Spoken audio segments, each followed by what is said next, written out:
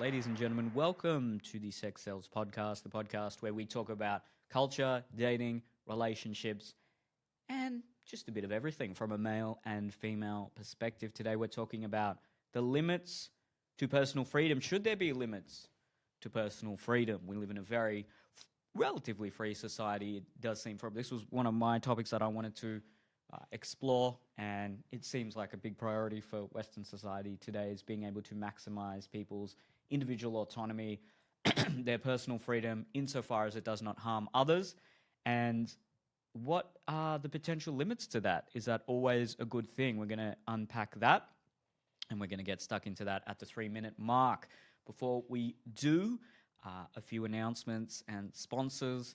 And the first one is that there's a huge solo show of mine, but also the first ever Comedy Untamed showcase happening at the end of the year in Sydney. So if you live in Sydney, you have to come to this because we're going to fly in the best act from the Brisbane show, from the Melbourne show, and then there'll be the best act from the Sydney show, and then there'll be a wild card. They're all going to do 10 minutes. I'm going to host the whole thing, and you guys in the audience get to vote who the first ever Comedy Untamed up-and-coming Australian comedian. We'll come up with a better title for the winner there.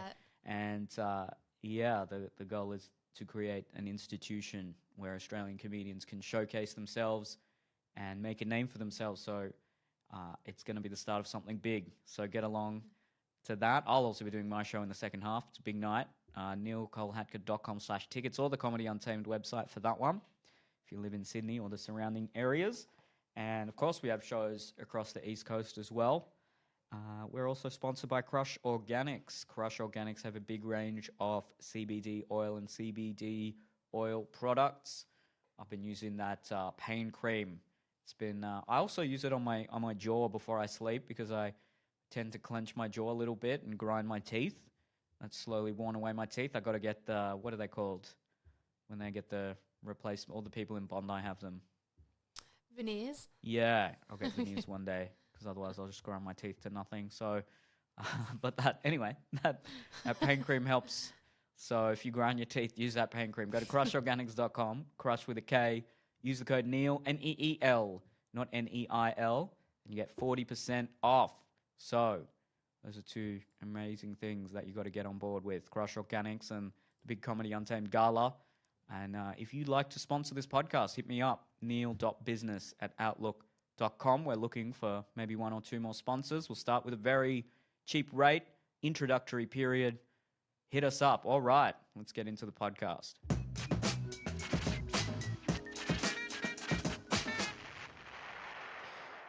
Okay, so the inspiration for this topic was as I was researching waifuism, which was our topic last week, I just couldn't help but feel that there is a lack of shaming.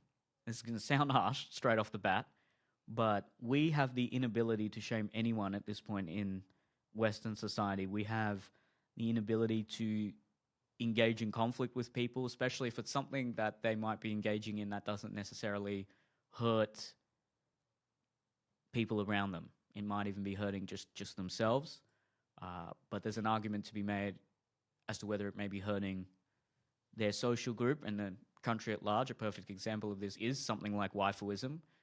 One person might say, well, who are they hurting? They're in love with a fictional character. They're going off at home.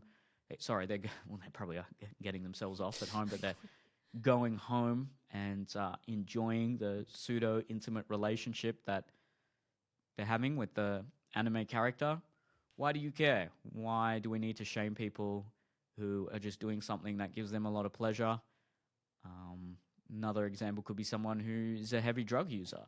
It's something like weed or even some of the hallucinogenic drugs, pills or acid. If they're doing it a lot, daily even, and it's not necessarily hurting anyone around them, why do people care if they're doing that?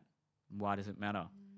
And my argument to that, and something I've been thinking about a lot, particularly just over the last couple of weeks, is that, sure, there may not be an individual cost to anyone else other than that person, but there's a societal cost. If one person is smoking weed every day, and I'm talking about to the point where they can barely work, I think weed should be legal. But in a country of 25 million people like Australia, let's say 10 million of them smoke weed every day and are 40% less productive. And I know people who smoke weed are going to be in the comments saying, well, that's a stereotype that people are less productive. Let's just say there's some behavior that doesn't actually hurt anyone else directly, but is making people less productive, less social. People aren't able to fulfill their potential based on this behavior. Another one could be porn. Cigarettes, right? At what point is there a limit to that personal freedom where someone theoretically is free to watch porn all day, smoke 10 cigarettes a day, smoke weed, do all these things, and they're only hurting themselves, and they're an adult, and they're allowed to do that legally. But at what point are we allowed to say, hey, these are bad life choices that you're making? They're not only hurting you, but they're just hurting society, because what happens is the people around you are likely influenced to do those things as well. And there's just a general sort of the sanctity of society's values seemingly being degraded just a little bit each time someone engages in certain behaviors like that. Now, that's obviously an extreme example, but let's say it's something like, I don't know, when we talk about fat shaming today, right? There's clearly an argument to be said against people who are excessive in their shame towards people who might be overweight, calling them cows or saying they're just, they don't deserve to get married and things like that. Some really extreme arguments that I've seen on social media. But then there's another extreme, which is that, all right, that no one should be shamed for what are medically poor health choices. And again, someone might not be hurting anyone if they're overeating every day, and they might be quite obese.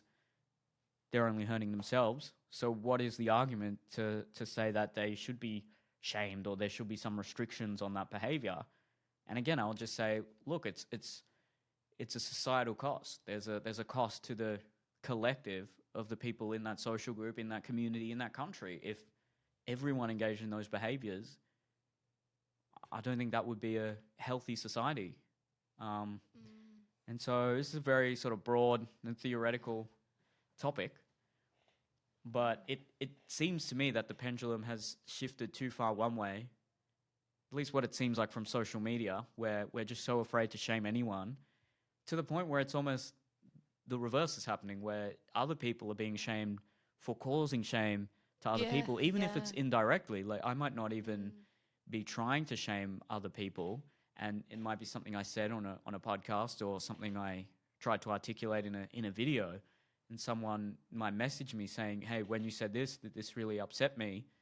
Well, one, that wasn't my intention. I don't really know you personally, and I still fundamentally believe in what I was saying in that podcast or in that video.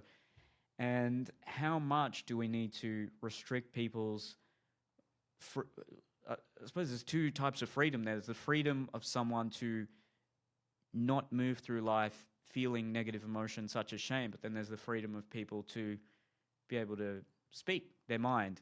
And then also coming back to the actions, at what point does it become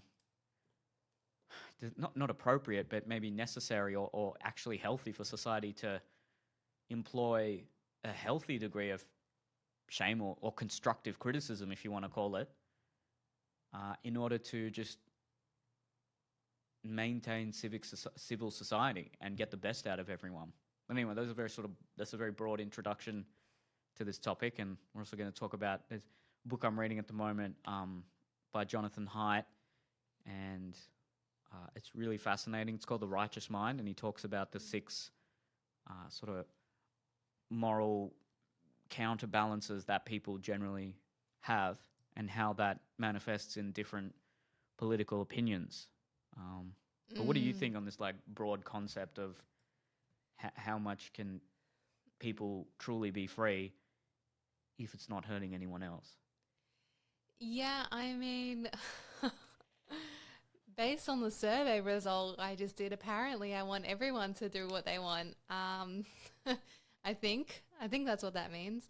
But I guess we'll get into that in a bit. But yeah, it is a complicated. My brain already hurts just thinking about it, and hypothesizing reasons and everything. But I do feel that I almost feel like it's less about a fear of shaming people. I do think that there are elements of that, but I also feel like there's a big swing of people just not wanting to, or not having the desire or interest in shaming other people, or not feeling like those people even need to be shamed in the first place. For example, people that are obese, or people that do not subscribe to our traditional ways of love and intimacy, open or non-open relationship, all these things. So in some ways, we're in an interesting culture where we call out people a lot less, but in other ways we do call out people a lot more. And like you said, we may be more inclined to call out people that call out other people. So we're in the cycle. But it is a really interesting question about what are the actual limits to personal freedom, and when do we intervene? Like, why have we put laws around drugs, alcohol, cigarettes? I think in New Zealand, I might be wrong, but I'm pretty sure in New Zealand they've said they're going to stop selling cigarettes to people born after a certain year, just recently, or they've put some intense laws in around that.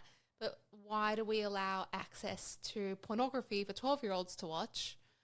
And that's not illegal, yet it's legal to, yet it is illegal to smoke cigarettes or purchase alcohol. So what makes it legal versus not legal? Is it the danger? Is it perceived impacts on health? Is it the contribution to society or changes to that? And then when I was thinking about this question, the first thing that came to my mind was parents as well, and how we have the freedom as parents to raise our children in whatever way we please, assuming that they're not abused or neglected, in which case there will be intervention. But I'm on this, on a Reddit, there's a subreddit called Shit Mum Groups Say. And usually it's really funny, but it's also really sad. And so many times it's screenshots from like people that are a bit what we would call a crunchy mum, which is like more naturally inclined, home births, anti-medicine.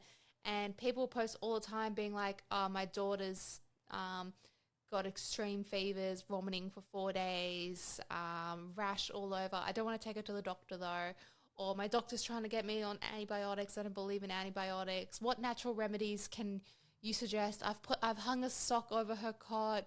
I've given her rosemary and castor oil, like all these things, where it borderlines on inappropriate, unethical, and dangerous.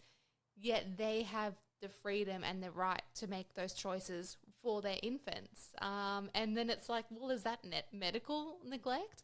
Or like I was talking about previously on a lesser extreme level, when I was talking about last week, that you can put your child from birth in front of screens or iPads 10 hours a day, where research will show that they're more likely to develop a myriad of issues later in life if you do that in screen time. There's basically not a single benefit to it, yet people do that. And there's no intervention on that. So it is, what's interesting to me is how some things are left up to our devices and others are not, and who determines what's more dangerous to the person or society. Exactly. And how is that determined? There's two elements to that. There's the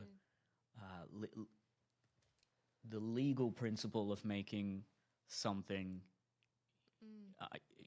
preventing people from doing something by way of force.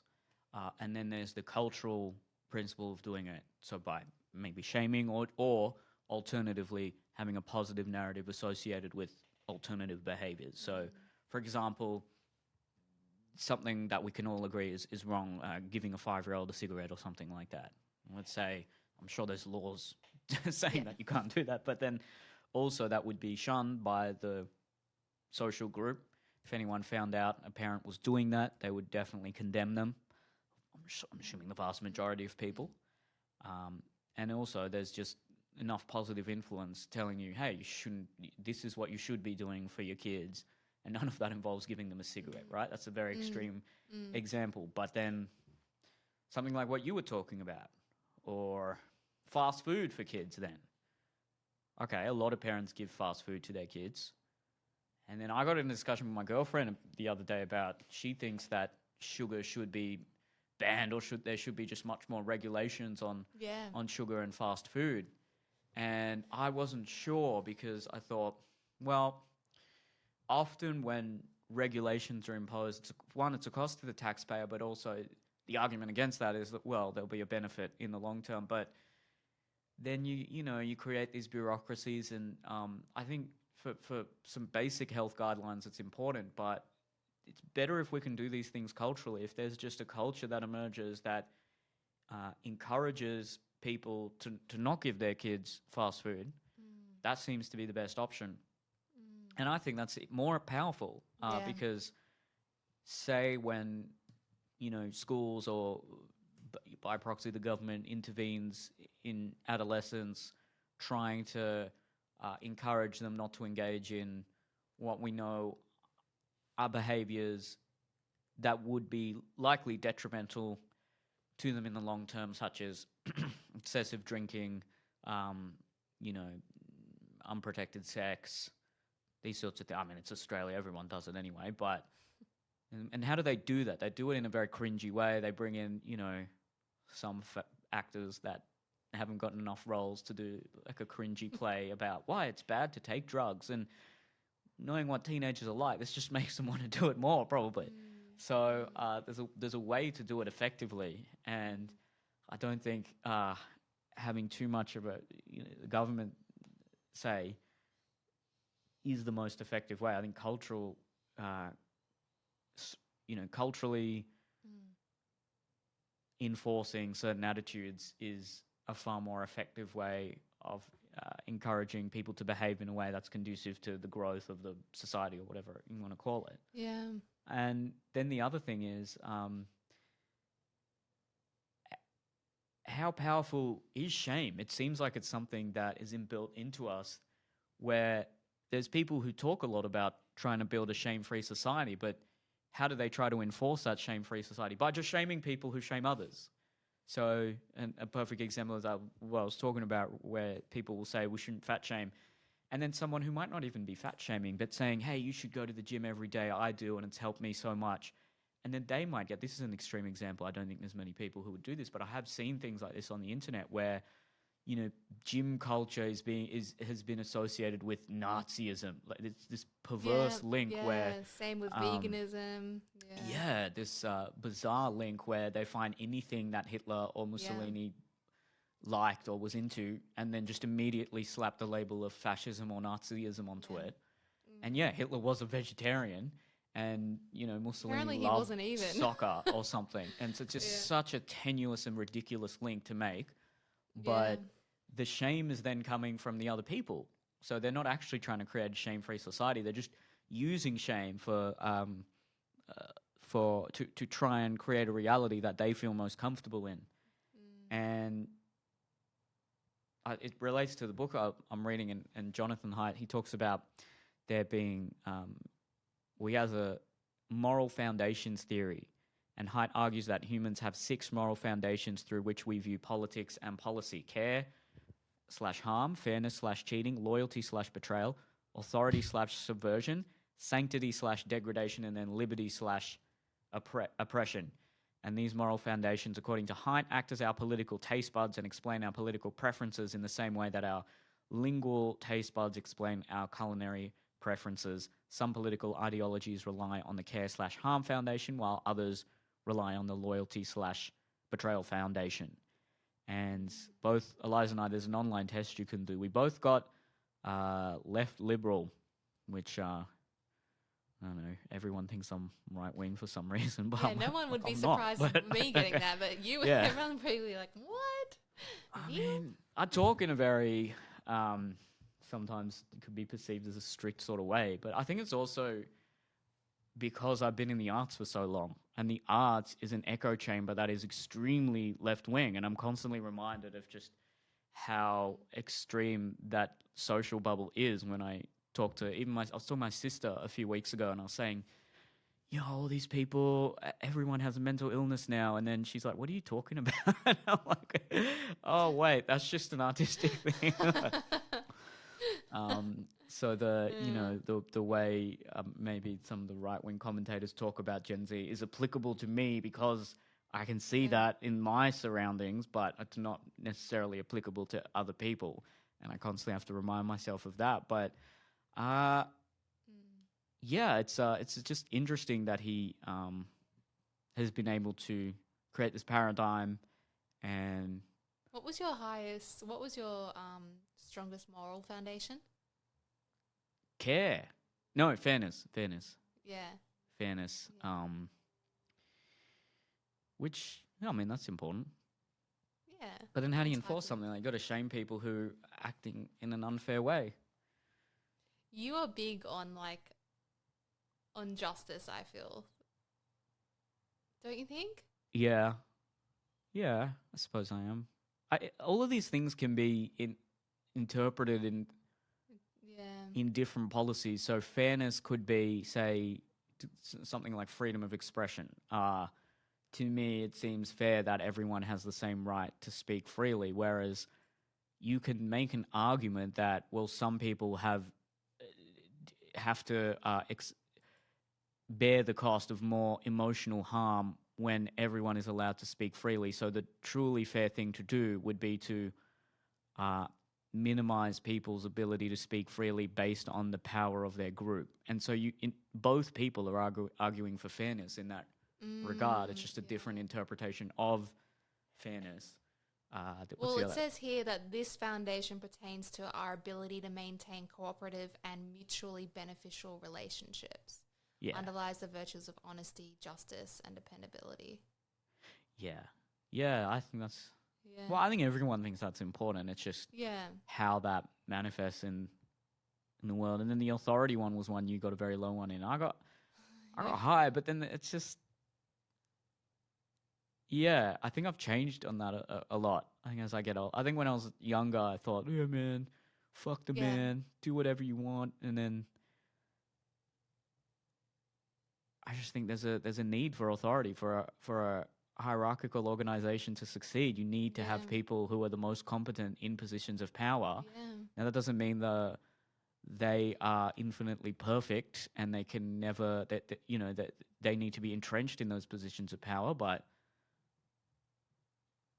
it's more effective when uh, competent people have more influence in an organization. And I even tried to when I started this side business I'm currently doing, I tried to run it as a co-op, right? And I thought, well, if you just give people the right opportunity, then they'll excel and meet that bar. And it Wait, didn't can you work. explain what co-op is? Co-op is sorry, not a co-op, well, a partnership. So Right. With three of one us would person or with multiple? no with multiple. So three of Right. us owned an equal share of the business, Yeah. and I wanted everyone to have as much influence in it and speak Yeah. their Yeah. mind. And I wanted it to be a very collaborative thing, and it just did not work. It did not work. You Yeah. needed someone in charge who Yeah. had the most experience and might be the most competent to make the bulk of those decisions, and that organization will prosper as a result. Now, when that Yeah. difference between the person in power and the subordinates are too extreme, then you can come into issues. And then on a larger scale, when you have multiple organizations with those extreme differences, you can create a whole underclass of people who are just not getting their physiological needs met. Yeah. But the basic principle, which I probably would disagree with maybe some people who are more socialist inclined, is that no, I don't think everyone is equally capable, and it's just the environment that causes those inequities. I think there are just some people who, either based on genetics or to an extent upbringing, but also work ethic, are more competent and can become even more competent. It sort of become an exponential force there, and they should be given a disproportionately larger influence within an organization or even society. Now, not to the degree where those other people who may not be as competent feel like their dignity is lost, but to me, that actually is fairness. If someone, say, you take 10 high school kids and one of them scores the highest on mathematics, on all the subjects, but also gets to school the earliest and just engages in behaviors that you would think would be the most conducive to an organization's success, well, they should be, assuming they also have good social ability, they should be in charge of an organization if they were to build an organization with those 10 people. Whereas some people would say, no, those 10 people should have an equal say, and that one person just happens to be, they just happen to, that's how their brain works or something. But then I would argue, well, okay, you have multiple groups of these 10 hypothetical people, and there's an array of ways you can sort of organize that structure. Well, the structure that is the most effective will be the one that prospers in the end. And you've got to create conditions where the most structurally beneficial organizations prosper. And that's why I'm maybe more, I wouldn't even say, I don't think I'm right wing. I'm like, I don't know, centrist. I think there's a big benefit to, for as much liberty as is reasonably possible, but there's also in my personal life, I try to be as charitable as I can, and I really value fairness. And in fact, there's another book that I think would be very interesting for people to read, especially if they're more like us, they're left liberal types. It's called Who Really Cares, and it was written by someone who's an American liberal who, his intention initially writing the book was trying to decipher why people on the liberal side of politics are more compassionate and give more to charity, and then he found the complete opposite, that people who would describe themselves as right-wing gave more to charity, and a lot more. And the main difference was just in the way people would signal and speak about that. Now, it was written in the mid-2000s. That could have changed, but it's a very interesting read and can change a lot of people's minds. Yeah, I think it's highly cultural as well, where I see in so much American forums that it's like 10% of your income should be allocated to charity. And that's such a thing over there that I've never heard of about here. But until I dated someone who was in a very Catholic family, and him and all their family and all their friends from the church, they all did that as well. They donate to the church every week, and then 10% of their income goes to charity. It's just a thing. They do both. Yeah, Wow. absolutely. Really fascinating. Although what they donated to was usually more Catholic, organizations or Catholic-run charities. But yeah, super fascinating. I think that as well with the thing on authority, because I rated super low in that, and I was saying to Neil that I always have, which I find I never know why. Like, I wish I knew which questions were associated to authority in this quiz so I could figure out which ones it is. Because I never feel like I have issues with authority. Maybe I do, but every quiz I do comes back with this same result for me. So for me, I had care was 97%, so that was very dominant, and then authority was my lowest at 28. But when you talk about like competent leadership and things like that, I 100% agree, expecting that the leader is competent. And I think that the other thing of mine that was low was actually loyalty. So I feel that when I don't feel that there is that competent leader or authority, I have no loyalty to them. I leave immediately or resist or whatever. So I think those two for me are low, where I'm more willing to up and leave something that I disagree with. And I'm not saying that's right or better. That's just how it is for me, I guess. But yeah, no, I find that really interesting. I want to read the book to further understand it, but what I like is how that it draws from your political views and values as well as just your morals, and how does that link together? Like, what is your moral foundation, and yet how does that link to what your closest political view is? So like both of ours was left liberal, which was interesting. I remember when you did that thing on Instagram, that poll asking what people thought, and it was almost like 50-50, wasn't it? I was so happy about that. Yeah, and I was looking at it and I was like, I want to vote to see the results, but I literally don't know. I don't even know which one he is. So that was fascinating. It feels like no one knows where you sit. Everyone was just like, Yeah, I take a little pride in maybe this. Yeah, that. you're just um, completely neutral. I mean, it just It's, depends on the issue, really. yeah, I'm left yeah, leaning onto. I'd say when it's large systemic issues that I fundamentally believe in and can read how this is affecting society at yeah, large, and they have a long term effect, rather than the more, often myopic view of certain individuals and corporations, then I would lean towards a sort of governmental approach. Something like that is climate change. I'd say I lean left on that.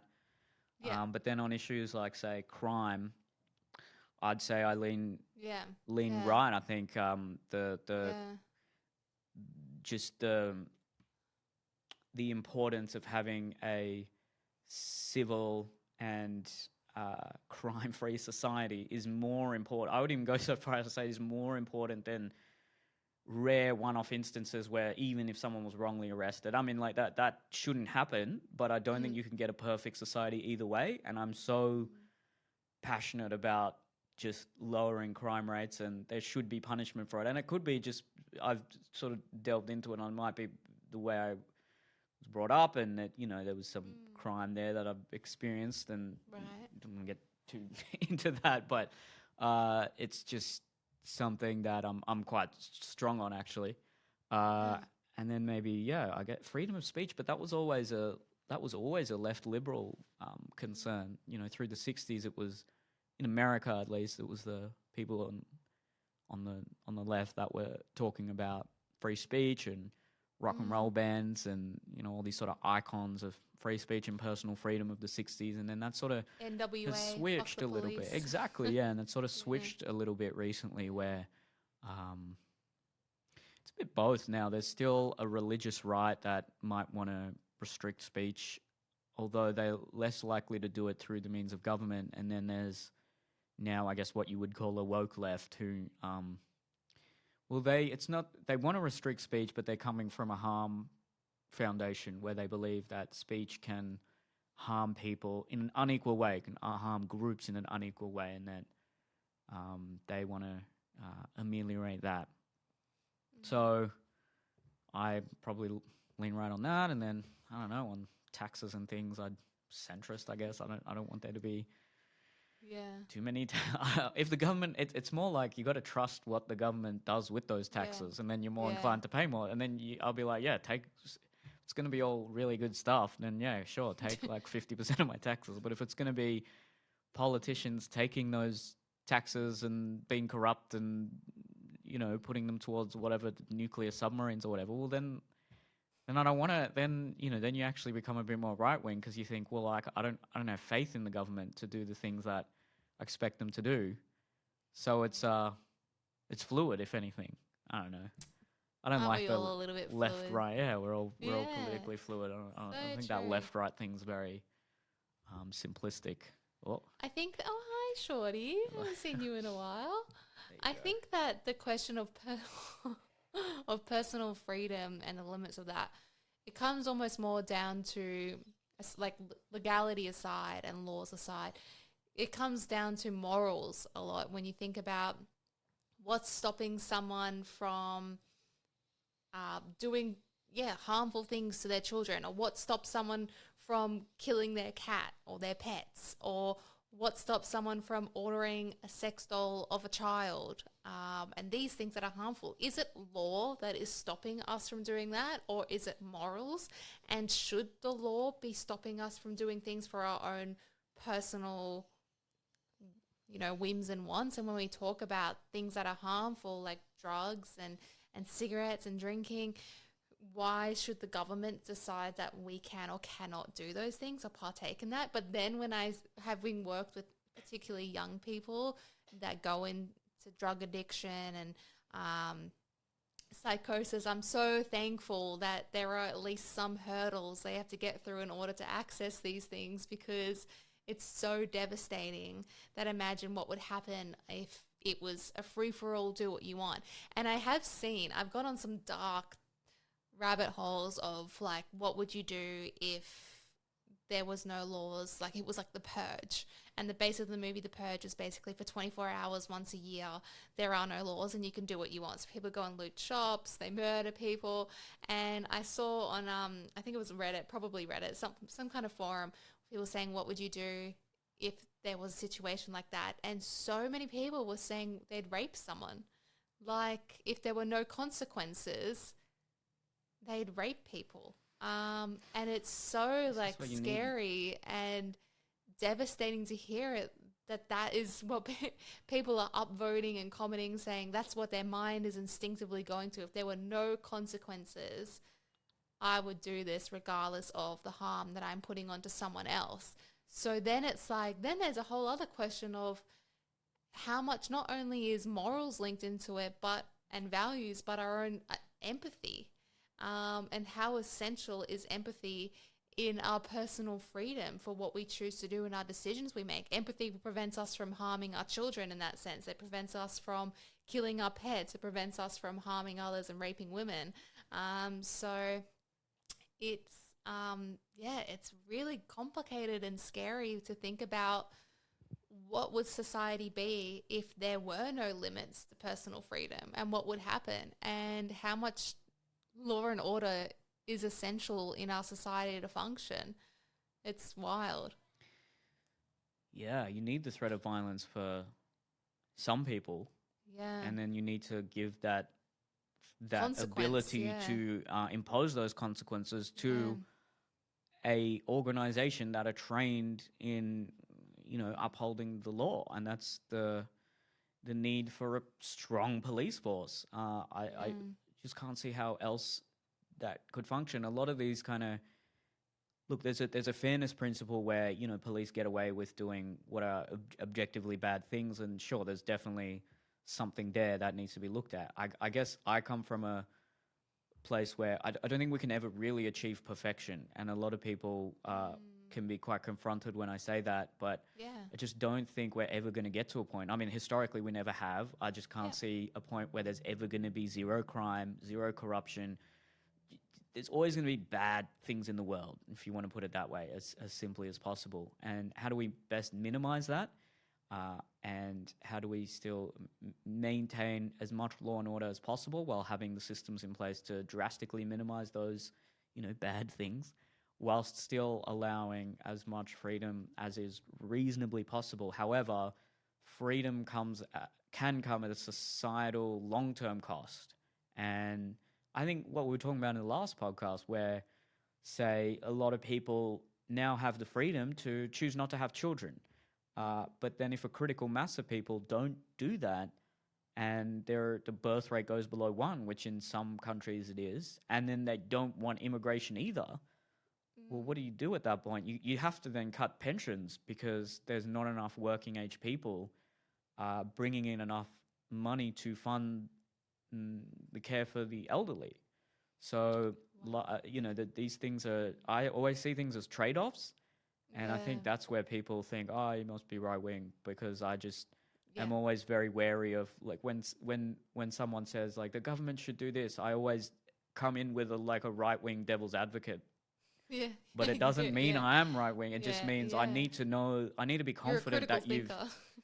I mean, I like to think so. But I just want to know that someone has analyzed the trade-offs and come to a reasonable decision, rather than just looking at everything through rose-colored glasses and seeing the world in what I believe to be a utopian way, where it's predicated from this sort of blank slate idea where humans are all blank slates at birth, and the only reason people act harmfully towards each other is because there is a culture that compels people to do that, which I don't think is true. I think humans have proclivities that many of us would deem immoral and uncomfortable. Now we have I think it's the prefrontal cortex, that an ability to sort of overwrite our reptilian impulses, but I don't think they ever fully go away. And then when we talk about a huge society with millions of people, there's going to be some people who act upon those, even if there are consequences. And we have to do what we can to completely minimize it. But if you're coming from a perspective that, oh, the only reason people say commit crime or just do anything that we deem to be inappropriate or illegal is because there's a culture that permits that, then I would disagree with that. Now, there's definitely some truth to that, but I just can't fundamentally agree with that. I don't think humans are a blank slate at birth. Yeah. I think a lot of it comes down to that. Yeah, I mean, when you think about the science of the psychopath gene, which isn't actually a thing, but they say that everyone has it and everyone is born with it, but certain experiences in your life, childhood adversity or trauma, can turn on and access that gene, which can then inhibit your ability for empathy. You may develop antisocial personality disorder. So there's no such thing as a blank slate, but there is a life experience, upbringing, culture that impacts us, and we learn and develop from that, and are heavily influenced from that. Even just the sheer amount of that 2-year-olds are influenced by culture and what they watch on TV. And I'm in these groups for attachment parenting and science-based parenting, which I'm really into. And someone was saying that her 2.5-year-old boy, she's been really conscious of trying to raise him like feminist, saying women can do this, women can work in labor, they can, do all these jobs, etc. And she was like, I've been trying to instill this in him for so long, and the need to respect women. And today he turned around and said to me, well, as much as a 2-year-old can talk, saying, you can't do that, mummy, you're not strong like boys are. And she was like, where did he learn this? Because it sure as hell wasn't from me.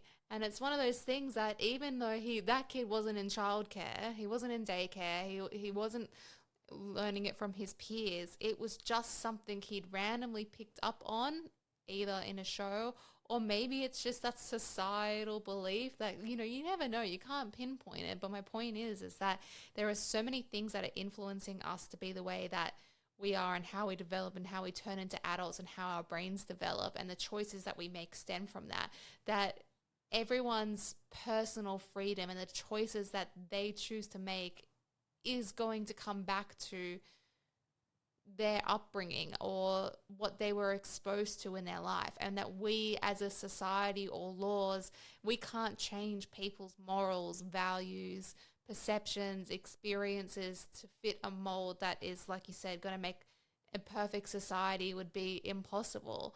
And to some, having society one way would be absolutely optimal, whereas to other people would be their worst nightmare. I'm sure if I describe my ideal society, 90% of the people listening to this would be like, what the fuck? Absolutely not. And then it comes down, like you said, comes down to, well, this is then the limit to our personal freedom, that we don't have unlimited access to our own freedom to make any single choice and decision we want to make, because of the potential consequence to that, to a society as a whole. So almost everything is about how can the society or how can our culture function best as a whole rather than as an individual. Does that make sense? Of course. Yeah, we really don't have, our collective consciousness is severely limited. And I think that's why in social media people are sort of latching on to communities and groups, because we don't have larger organizations, cultures, or groups that we can sacrifice for. And I think we actually want to do that. There's a compulsion in us to give to the tribe and or work for the tribe or fight for something bigger than ourselves, and we just don't necessarily have that anymore, which is ironic, isn't it? We're in one of the most safest societies ever, and we don't have to, a lot of people don't have to sit there farming all day or work exorbitant amounts of hours, and it's actually changing. But we are quite free, but we're not necessarily happy. And coming back to what you were saying about that 2-year-old boy, that's interesting, because the strength difference doesn't actually occur from what I've read, only from about puberty when the actual strength difference occurs between boys and girls. I think there's like a little bit of strength difference early on. My difference is like less than a centimeter up until the age of 12, I think. So he actually has, I don't think he's observed the Yeah. differences between girls and boys and said, "Oh, look, I can ascertain that boys are stronger." He probably has picked that up from somewhere, but um, I I think you're right in that our whatever we're exposed to has a deep influence on us, but there are also genetics at play and just sort of biological compulsions at play. So, an example of that would be something like we have an inbuilt fear of. Correct me if I'm wrong on this, anyone in the comments, but humans have an inbuilt fear of snakes and spiders, and I think they've done a study where someone who, for whatever reason, had never been exposed to snakes or spiders, and they were immediately scared of it, and it's just Mm. inbuilt into us to be afraid of certain animals because it would have been Yeah. advantageous for us throughout our evolutionary history to avoid snakes and Yeah. spiders. Yeah. Now, when you also add that into a culture where, say, the evil spirit looks like a spider, it just further compels a group to avoid spiders, which would have allowed that tribe or that organization of people to prosper. And that's the argument in favor of, say, myths and legends and stories where uh, uh, beneficial behavioral codes uh, are put into stories that are passed down because for most of human history there wasn't books or there wasn't Yeah. the written word. It was just through stories and deities and our ability to think abstractly, and the groups or the tribes that were able to encode good behaviors into those stories were the ones that ultimately prospered because, again, for example, they avoided the spider or they Mm. avoided the lion or they knew you know you look at religions which are very complicated, philosophical but also spiritual codes, and then they'll have things like don't eat pork or whatever, and we think today, oh, what's the point of that? But when these were written, as far as I'm aware, pork was far more dangerous to eat because they didn't have the same cooking technology and the Right. bacteria.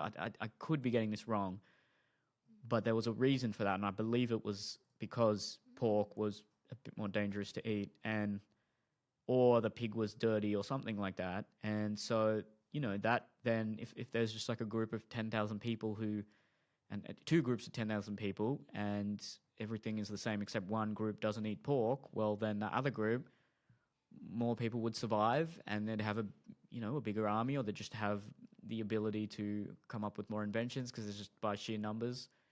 And so then that would eventually overtake the other group. So there's this kind of this process of cultures almost competing against each other to uh, figure out the best way to live, if you want to put it that way. Does Yeah. that make sense? Yeah, it does. And when you think about them trying to think about society as a whole rather than the individual, then it comes back down to actually I disagree with that because then why aren't we making society into the handmaid's tale? Like, thank God we're not. Like you just said before, with people having less and less babies, and what if then they're like, well, that impacts society negatively, so therefore let's make it a law. Women have to have children if they're of childbearing ability and things like that. So it's an interesting balance between basically everything: law, biology,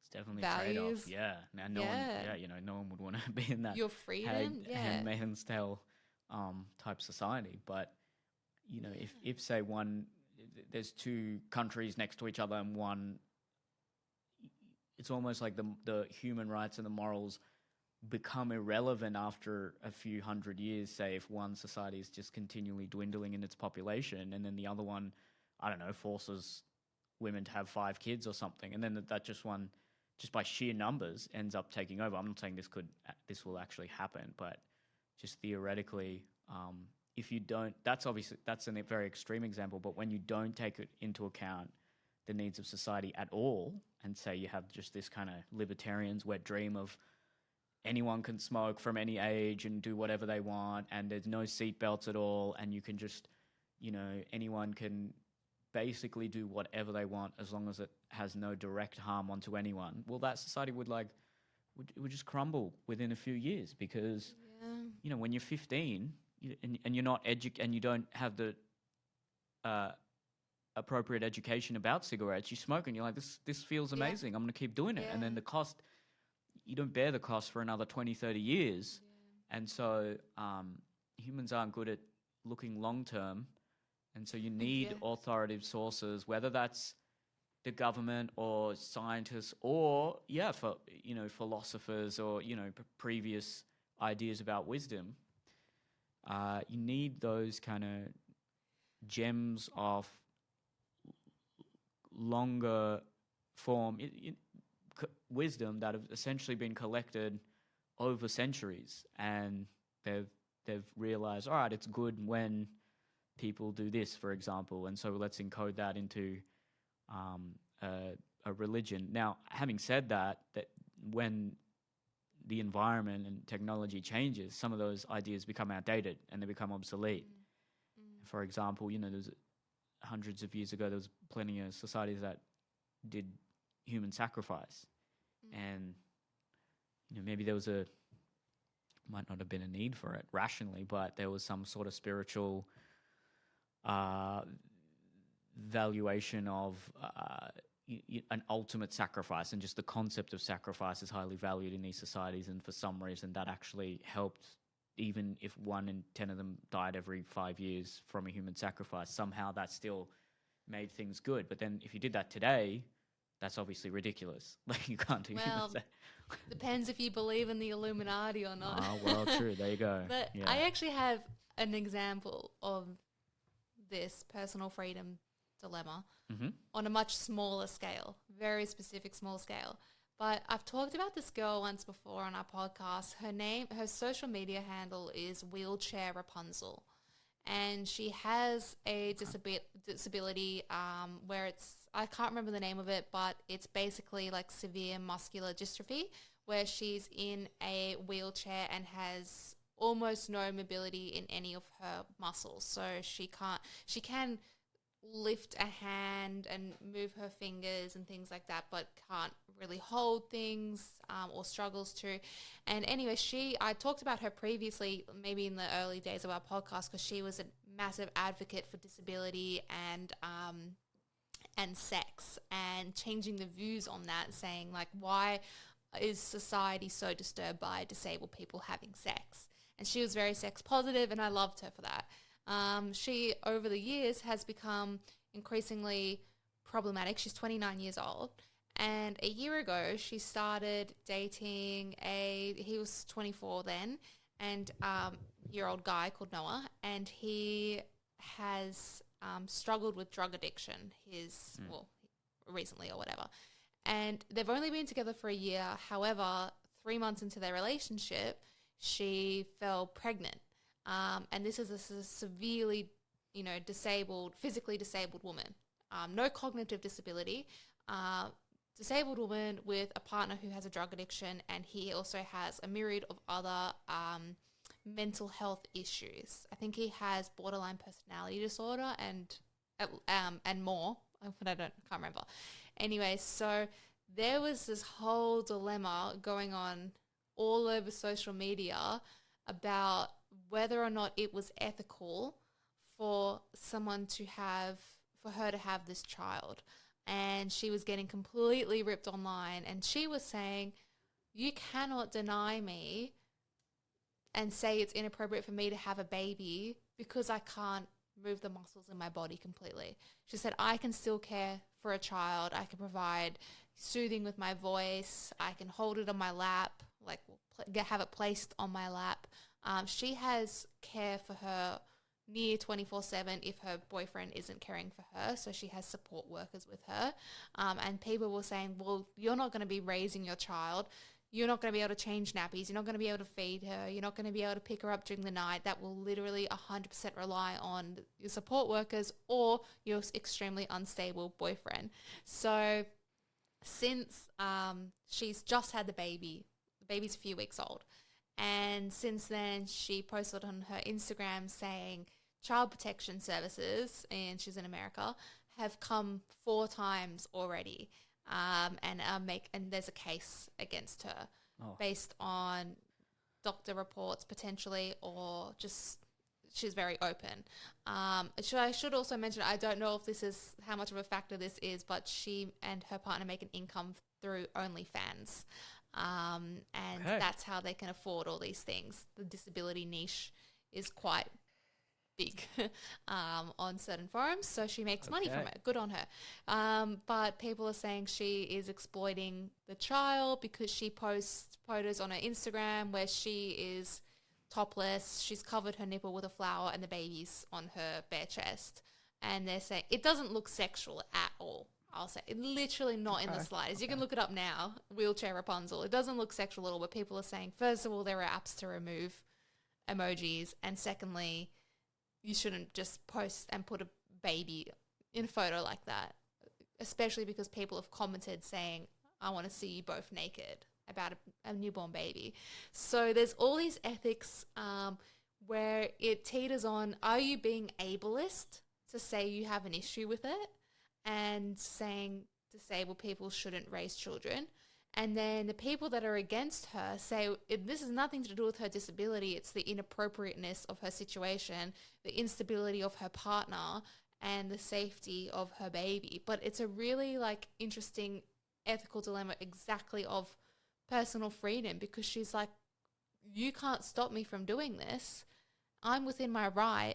I can provide the care. But now the government is questioning whether or not she can provide that appropriate care. And if they determine she can't, that child will be removed from her. And then there'll be a whole other dilemma of removing a child from someone just because she wasn't physically able to pick up the child and she had to rely on someone that may lack stability. But then is that also discrimination against him because he's an addict and he has sought support from it and he's been to rehab recently? There's rumors saying he's back on drugs, but is that discriminatory to say he can never be an appropriate parent and just needs more support? So it's just like fascinating to watch from an outside. I don't have an opinion personally based on whether I think she is a safe or appropriate person. I can't tell, and I've worked in child protection, so I don't actually have an opinion on that. But if you go through her Instagram comments or on Reddit or TikTok, there is such a divide and people just fighting so hard at each other in the comments. It's crazy. But yeah, really interesting. That's very interesting. That's a minefield, hey, because Yeah. I think you get too restrictive if you're denying people the ability to have children. I've Yeah. thought about that. Even there's been the hypothetical proposed that say someone has a disease that they know their children will have, and it's quite a debilitating disease. Okay, do you say to that person you just can't have children? But a lot of people might say yes. But then where do you draw the line with something like that? Where do you say, if a child had an 80% chance of developing a disease that a parent had, that's quite debilitating and painful. All right, do you then say they're not allowed to have children? And then how do you police something like that? I think you got to just it's too hard to have any restrictions on anyone potentially having children. Yeah. So, I think, it's a bit sounds And a bit what makes an more so the appropriate drug addict parent? and the Yeah. in unstable boyfriend, drug Yeah. addiction, that sort of thing. It doesn't sound like the best environment for a child, but But even if he wasn't in the picture, I wonder how would the ethics change if she was, say, a solo single parent. However, she couldn't do anything physically unless the baby was placed onto her lap. So she can't change nappies, she can't pick her up to comfort her. She can soothe her with her voice, but what are the ethics then around that? because then other people are needed there, and it's not Yeah. just you. And then it goes and- into another picture of when Yeah. someone's being hired as a support worker for a 29-year-old woman, and yet you then have to care for a secondary baby as well. But then there are women with the same disability who are in, I'll say, more healthy, or what appears to be healthier relationships, and no one has an issue with that because their partners appear to be dependable and trustworthy and capable of caring for his wife or partner, the mother, even though she's in a wheelchair and has the same disability and the baby. So maybe it is more so just about the fact that it's her boyfriend Noah has this history, but yet he gets not as nearly as much hate as she does. So then it's like, is it our preconceived judgments on women with disabilities of this debilitating for physicality, and then should we be shaming her or should we not be shaming her? And when you look at the comments, it's like people are like, they're in those two camps on how powerful shame is. Don't shame someone because she has a disability or she's dated someone with a history of drug addiction, or she should be shamed because this baby can't have ABC done for her. So yeah, it's interesting to observe. It's very interesting, isn't it? Because a lot of this sort of social justice advocacy, which is the era we're in, can always get to a point where it's sort of it's not that it's too far; it's just almost unrealistic at some point. So, if say she sounds like she's still capable of giving some rudimentary care to the infant, but if someone, say hypothetically, just can't do any care, or say if it's a sport organization or something, and then all right, you want to include people, but then at the same time that team needs to try and win. And it's the same with, say, hiring practices, where the good kind of diversity is making sure everyone has an equal opportunity to show their talents. And if anyone does have any implicit biases, I'm not too convinced on the data on implicit biases. They're a bit mixed, but if they do, we have to ameliorate against that and have some minimum requirements for certain groups. But then at the same time, if it's a job that, say, needs physical strength, well, you got to discriminate. You got to positively discriminate in favor of people who have better physical strength.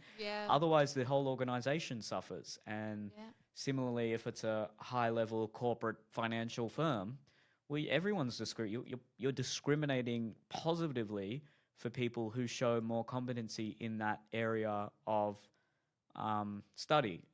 So you're not going to get someone there who got 0 on economics, right? And you need to discriminate, and the world is not always the kindest to people who might not have, talents, or might just have a very, unfortunately, a low IQ or something like that. And there then has to be a culture of some kind of care and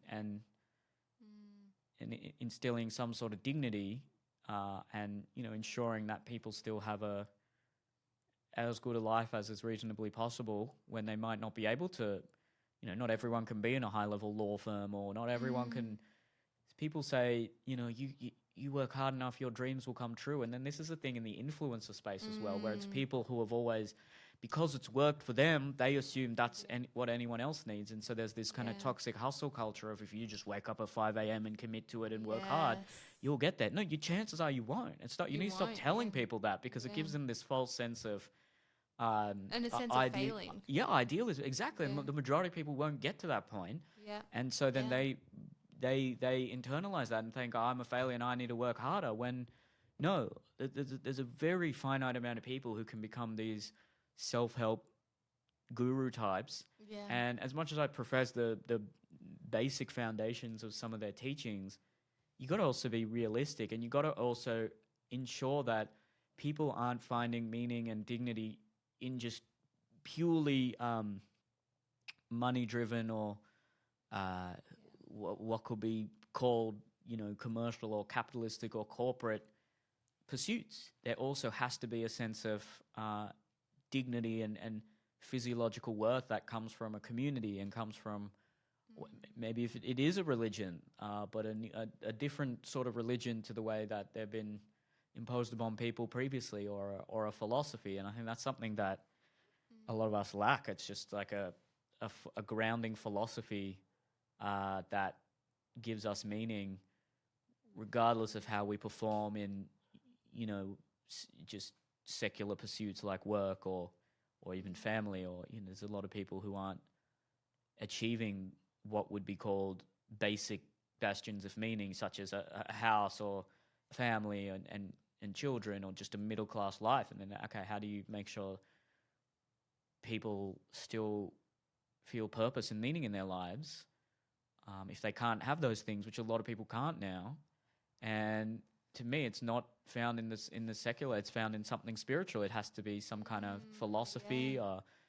or yeah, a religion, or like a newer, a modern, really, or even the traditional religions, for all their flaws. They've worked for a very long time and given people a lot of happiness. Um, I was going to say something about that. What you were talking about there with the, but look, that's a perfect instance of yeah. At what point can people's individual? Oh yeah, that's right. It just reminded me of, say, there are a lot of people who criticize maybe single mothers and things like that, and then they don't ever, it takes two to tango, and then there's a lot of these kind of guys Yeah. walking around just impregnating women and not really Yeah. thinking about the consequences. Yeah. And so then they got to be shamed. That kind of culture is pretty bad. I think that sort of, Yeah. they call it baby mama Yeah. culture or whatever, but it's terrible. And look, I'm not trying to say if you are a single mother that's bad. I'm saying if there are people who don't plan to, there are some people I know who are just like, I want to have a kid, and then they just found the guy off Tinder to impregnate them. And then that's a situation where it's like, yeah, look, this was selfish.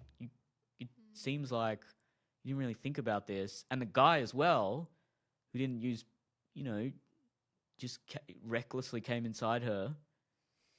To me, it's like, all right, you got to at least try to find a partner. If you want to have kids, try to find a partner and do it in a way that's beneficial for the child. But then, now, if that doesn't work out, there's no shame in that. But if you both gave it your best shot, and then someone is a single parent, fine. But when it's this situation where like everyone thinks they're Kylie Jenner or something, who has billions of dollars and can very Yeah. easily raise a child by herself.